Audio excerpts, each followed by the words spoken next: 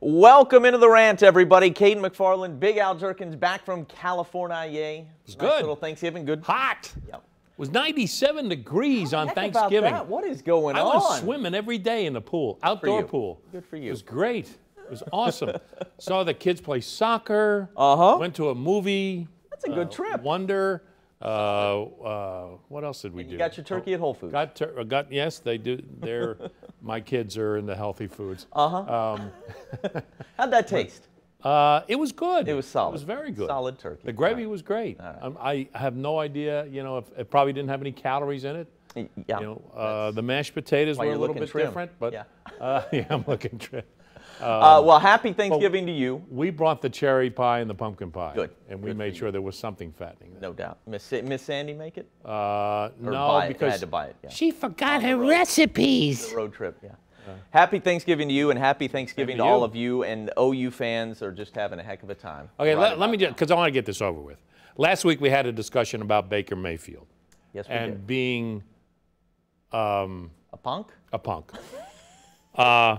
Now, I'm sorry that OU fans took offense to that, but I'm not going to apologize because he's too good of a player to be doing that nonsense. Okay, and he's too good of a player to be that kind of guy. And I've heard a lot of people say if it was somebody else, you wouldn't even care, and you're exactly right. It's because he's a wonderful player that grabbing his crotch was, you mean to tell me he needs to do that stuff to get himself amped up for a game? That's right. He's too good of a player. Can I tell you this, Why Al? be offensive about it? Sure. There's no reason for it. It was needless, as we said last week. But let me tell you something. It made senior night that much more special. And I said this in my story. I thought it was fitting for a guy who was a two-time walk-on, who has now made himself as a two-time walk-on the best quarterback in OU history. It was fitting that his senior day stood out and was unique. By the way, DJ Ward getting down on a knee and proposing to his girlfriend. She says yes. You saw the ring right there. Nice moment.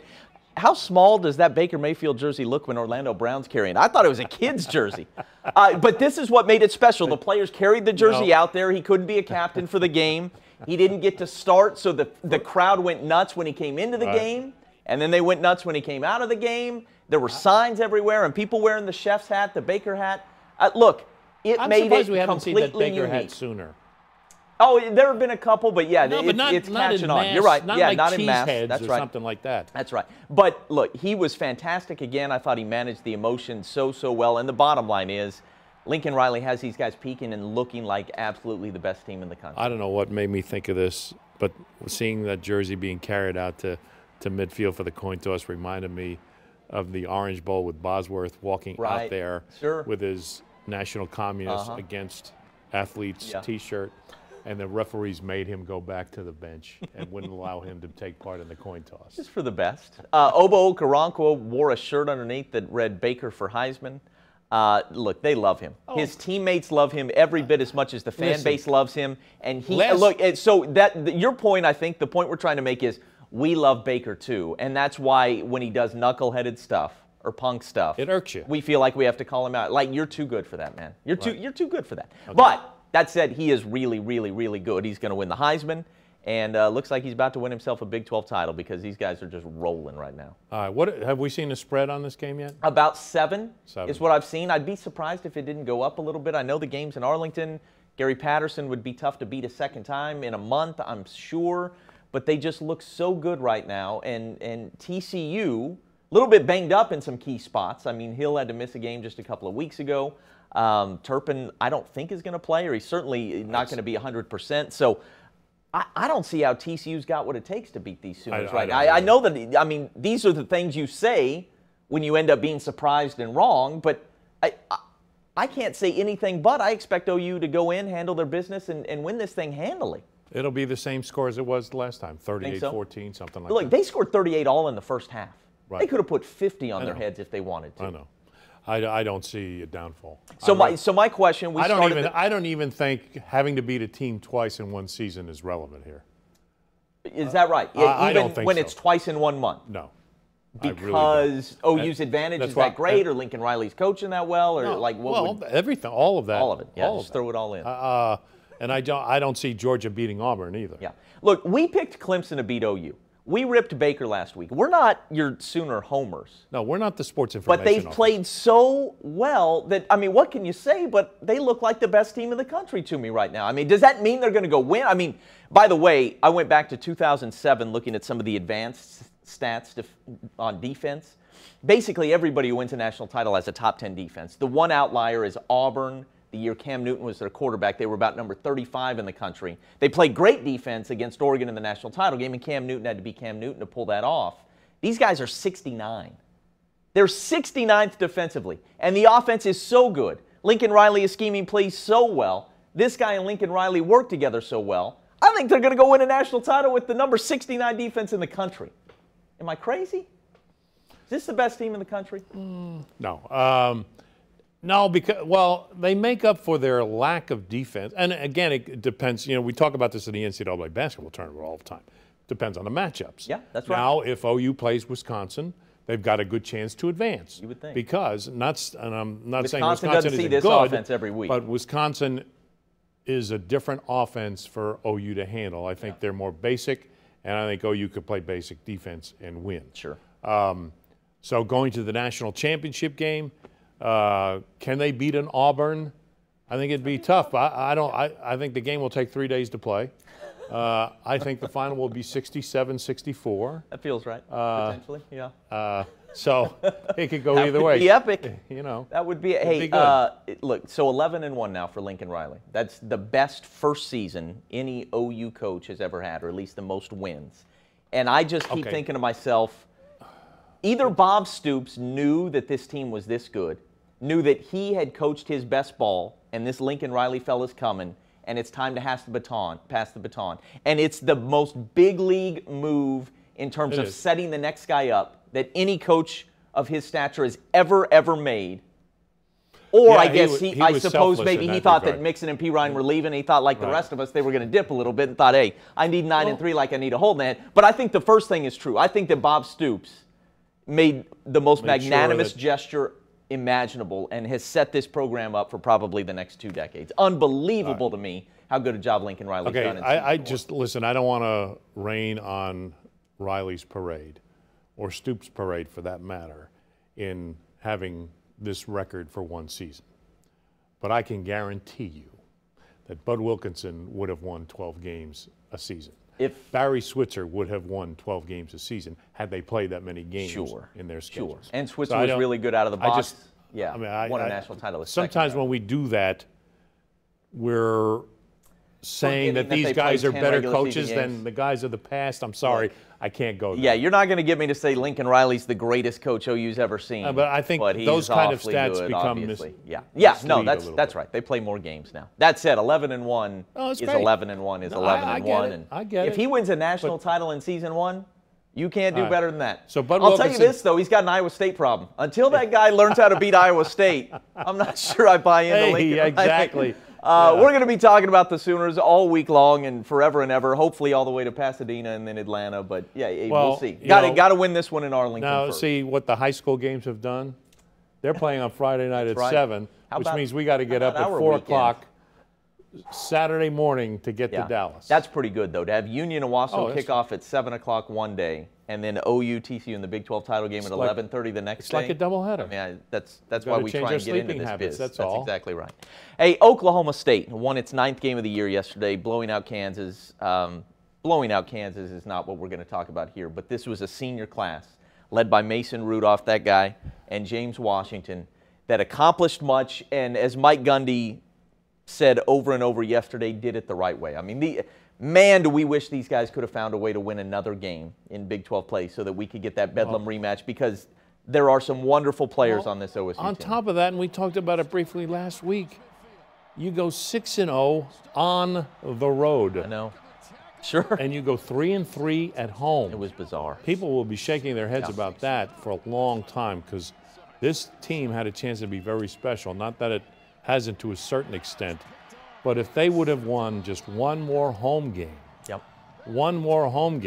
they'd be playing again this week. That's right. Tulsa area kids, it'll be there next year. We saw Justice Hill with the touchdown and then Dylan Stoner with the long one right there. Love his future. But as for James Washington, with a good bowl game, will become the all-time leading receiver in school history. Mason Rudolph has almost all of the passing records, and they become the first offense ever with a 4,000-yard passer, 1,000-yard rusher, and 2,000-yard receiver. So we know that it was not the season OSU wanted. You start the year on the cover of Sports Illustrated. You end the year out of the Big 12 title game. That's not the season people wanted, but these kids did it with class, and they were really, really good players. Talking about TU, you were at 11th and Harvard yesterday. They go from 10 wins to 10 losses. You got whiplash trying to figure out what happened to the Tulsa Golden Hurricane this season. Quarterback play, where you got to start, right? It was about the quarterback play this season for the University of Tulsa was as dismal as I've ever seen it. Sure. 6 touchdown passes all year. When you think back at the quarterback play at this university over the years, at least since I've been here, and obviously Jerry Rome played before I was here. Yeah. A little bit. Has been stellar. Wise guy. I just, it really is baffling to me. Yeah. And because Philip Montgomery's had wonderful quarterback play going back more than a decade. The combination of Tulsa being able to get quarterbacks and the fact that Montgomery is a really good quarterback coach, this is a little bit disheartening. I mean, I don't know how else to explain it. Well, I found his answer refreshing. Maybe not all that encouraging if you're a Tulsa fan, but refreshing yesterday, saying, I don't have an answer for you. I don't have a magical answer with regard to what went wrong. I know that he's got some idea. But he's going to spend, I'm sure, much of the month of December evaluating what they've done, how they've coached, how they've, brought the plan together with these players, and scouting themselves, trying to figure out how could we have done this better. Because you're right. That's where you got to start, is better quarterback play, and it probably comes from somebody you got on the roster. You can't just go sign a free agent. They're going to have to make one of these guys a whole lot better. This is going to sound like hindsight, and maybe it is, who knows. But there was a kid in Locust Grove that they could have recruited who's doing wonders. Mason Fine at North Texas. I believe they went 9-3 this regular season, and people have them projected. Local kid. Yeah, people have them projected maybe to play Texas Tech in a bowl game in Dallas. I mean, no, you're right. And the way he threw the ball, the people at TU got to hate this line of discussion. But, yeah, Mason Fine would have been perfect for this team this year. And I would say they're probably going to a bowl game if he's the quarterback at TU this year. But ton of problems on defense as well. Will there be changes there? I mean, we shall see, I suppose. But when the numbers are that bad, those sorts of things are on the table without a doubt. Interesting answer from Montgomery yesterday when I asked him, where do you go from here? What do you do now? What do you do tomorrow? What do you do next week? What do you do in February? Can you go the JUCO route? And he kind of, when he talked about junior college, he said, it's really hard to get junior college kids to this university because of our setup. One of the obstacles, sure. So, those that are screaming, get a JUCO quarterback or do this or do that, it's not so easy. Right. Although I know even when Dave Rader was coaching TU, he wasn't too crazy about the JUCO route either, but he got a few JUCO players, including a running back, that helped him get to the Freedom Bowl. Yeah. So, you never know. There's got to be somebody. I mean, there's got to be somebody out there, junior college-wise, that can help immediately. I think this is a critical juncture for this program. You're now looking at 3 seasons within the last 5, 9 losses or more.